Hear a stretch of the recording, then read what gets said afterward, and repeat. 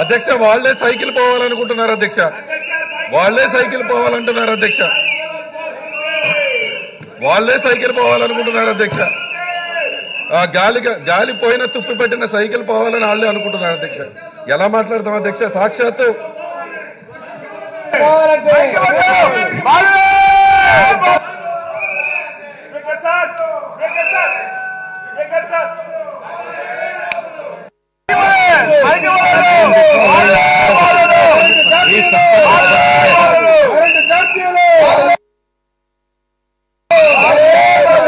శ్రీ బెంగళూరు అశోక్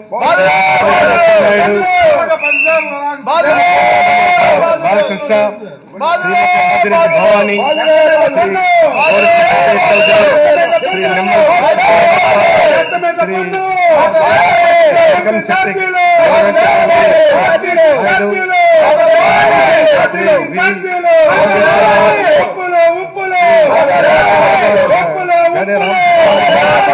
శ్రీ వేణుగోపాల్, శ్రీ నిమ్మల రామానాయుడు, గొట్టిపాటి రవికుమార్,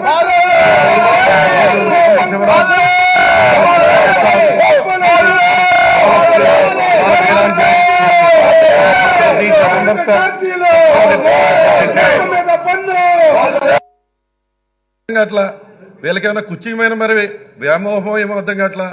మరి బాలకృష్ణ గారు అంటే ఎట్లా అంటున్నారు? ఇది సినిమా కాదు. ఈరోజు వీళ్ళ కుర్చీ మీద వ్యామోహంలా కనపడుతుంది వీళ్ళకి. ప్రజలకు బాబు, ప్రజలు ఆశీర్వదిస్తే వస్తుంది మీ కుర్చీ, అంతేగాని ఇలా కుర్చీ దగ్గరికి వెళ్తే రాదు బాబు. ఆ విషయం గుర్తుపెట్టుకోండి. ఇదే సినిమా కాదు. తొడలు కొడితే కుర్చీల దగ్గరికి రావడానికి కుర్చీ మీద అంత వ్యామోహం ఉంటే ఎలా అధ్యక్ష? వీళ్ళకి ఈ విధంగా అక్కడికి వెళ్ళి కూర్చుంటే ఎట్లాగా? చూసాం అధ్యక్ష. అన్న ఎన్టీ రామారావు గారు కుర్చీ లాక్కున్నంత ఈజీ కాదు అధ్యక్ష. ఇక్కడికి వచ్చి ఈరోజు మళ్ళీ కుర్చీలు లాక్కుందామని ప్రయత్నం చేస్తే ఎందుకంత అలా చేయటాలు? ఈరోజు ప్రజలు ఆశీర్వదిస్తే, ప్రజలు బ్లెస్సింగ్స్ ఉంటే ఆ కుర్చీ వస్తుంది తప్ప, ప్రజల బ్లెస్సింగ్స్ ఉంటే ఆ కుర్చీ వస్తుంది తప్ప, ఈరోజు వచ్చి గౌరవ స్పీకర్ గారి మీద ఏమాత్రం గౌరవం లేదు మీకు. అసలు అసెంబ్లీ మీద గౌరవం లేదు మీకు. స్పీకర్ గారి మీద గౌరవం లేదు. ఎంతసేపు కుర్చీ మీద వ్యామోహం కనబడుతుంది. ఈరోజు సినిమా చూస్తాం అనుకుంటూ ఉన్నట్టున్నారు.